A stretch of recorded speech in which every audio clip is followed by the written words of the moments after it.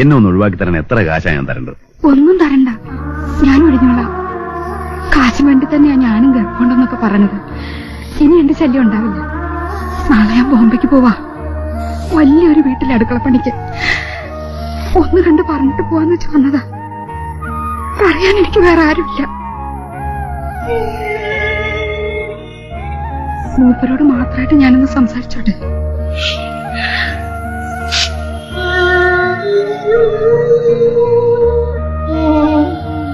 ഞാൻ നല്ലവളൊന്നുമല്ല. നിന്ന വീടുകളിലൊക്കെ പലരും എന്നെ ചീത്തയാക്കിയിട്ടുണ്ട്. എന്നാലും മനസ്സിൽ വലിയ ആശയായിരുന്നു ഒരാണിന്റെ കൂടെ കെട്ടികളായിട്ട് ജീവിക്കണം. സമയത്ത് കെട്ടിച്ചേരാനും കെട്ടാനും ആരും ഉണ്ടായിരുന്നില്ല. 12 വയസ്സിൽ തുടങ്ങിയതാ കണ്ടവന്റെ പാത്രം കഴുകല്. അച്ഛനും അമ്മയ്ക്കും ശമ്പളം മാത്രം മതിയായിരുന്നു.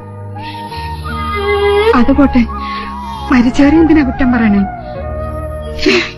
ഏതായാലും ഇനി എന്നെ പേടിക്കണ്ട, ഞാൻ തിരിച്ചു വരില്ല.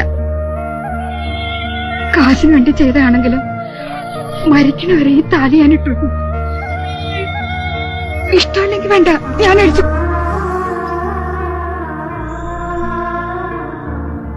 സന്തോഷായി. വിശപ്പ് കിടണ്ട, പോയി ഊണ് കഴിച്ചോളൂ.